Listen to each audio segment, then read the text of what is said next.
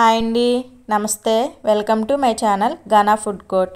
ఈరోజు మన రెసిపీ అందరికీ ఎంతో నచ్చే గోంగూర కర్రీ.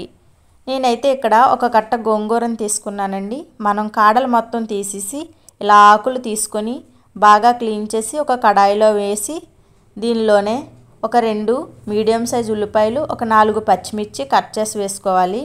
అలాగే ఒక 6 నుంచి 8 వెల్లుల్లి రెబ్బలు, ఒక మీడియం సైజ్ టమాటాను ముక్కలు వేసుకొని దీనిలోనే 1.5 టేబుల్ స్పూన్ వరకు కారం వేసుకోవాలి.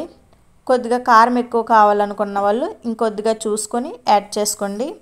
ఇప్పుడు ఒక చిన్న సైజు గ్లాస్తో వాటర్ వేసుకొని స్టవ్ ఆన్ చేసి కడాయిని స్టవ్ మీద ఉంచి మూతను పెట్టుకొని ఒక 5 నిమిషాలు ఉడికించాలి. 5 నిమిషాలకి మనకి ఇలా ఆకు అనేది కొద్దిగా కలర్ చేంజ్ అయింది కదా. ఇప్పుడు ఒకసారి కూరని బాగా కలుపుకోవాలి. ఇలా కలిపిన తర్వాత మరలా మూత నుంచి మరొక 5 నిమిషాలు ఉడికించాలి. సో మరొక 5 నిమిషాలు ఉడికిన తర్వాత ఇలా మరలా కూరను ఒకసారి కలుపుకొని ఇప్పుడు దీనిలోనే 1.5 టేబుల్ స్పూన్ వరకు ధనియాల పొడి వేసుకోవాలి. అలాగే రుచికి సరిపడా ఉప్పును కూడా వేసి ఒకసారి కూర మొత్తం బాగా కలుపుకోవాలి. ఇలా కూరని మరలా కలిపి మూతను పెట్టుకొని మరొక 5 నిమిషాల పాటు ఉడికిస్తే మనకి గోంగూర కూర అనేది రెడీ అయిపోతుందండి. సో చూసారు కదా, ఇప్పుడు వాటర్ అనేది దగ్గర పడింది కదా. ఇప్పుడు స్టవ్ ఆఫ్ చేసుకొని కడాయిని కిందన పెట్టుకొని దీనిలో మనం పచ్చిమిర్చిని వేసాం కదండి, వీటిని తీసి పక్కన పెట్టేసుకోవాలి.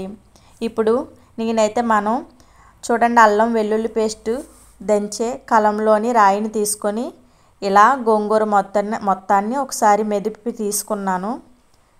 సో ఇప్పుడు మీకు అవసరమైతే మళ్ళీ యాడ్ చేసుకోవచ్చు పచ్చిమిర్చి, లేదంటే పక్కన పెట్టేసుకోవచ్చు. ఇప్పుడు స్టవ్ ఆన్ చేసి గిన్నె నుంచి 2 టేబుల్ స్పూన్ల ఆయిల్ వేసి దీనిలోనే 1 టేబుల్ స్పూన్ పచ్చిశనగపప్పు, 1 టేబుల్ స్పూన్ గుల్లమినపప్పు, 1 టేబుల్ స్పూన్ జీలకర్ర, 1/2 టేబుల్ స్పూన్ ఆవాలు, ఒక ఎండుమిర్చిని వేసి పోపు వేయించుకోవాలి. ఇలా పోపు వేయించిన తర్వాత ఇప్పుడు గిన్నెని కిందన పెట్టుకొని మనం పక్కన ఉంచిన గోంగూర కర్రీని ఈ పోపులో వేసి ఒకసారి కూర మొత్తం బాగా కలిపామంటే మనకి గోంగూర కర్రీ అనేది రెడీ అయిపోయినట్టే. సో గోంగూర కూర అంటే ఇష్టపడని వాళ్ళు ఉండరు. ఈ విధంగా కానీ చేసి వేడివేడిగా అన్నంలో తిన్నామంటే ఇంకా టేస్ట్ చెప్పనవసరం లేదండి, చాలా బాగుంటుంది. సో మీకు ఈ వీడియో కనుక నచ్చినట్లయితే ప్లీజ్ లైక్ చేసి, షేర్ చేసి, సబ్స్క్రైబ్ చేసుకోండి. Thank you for watching.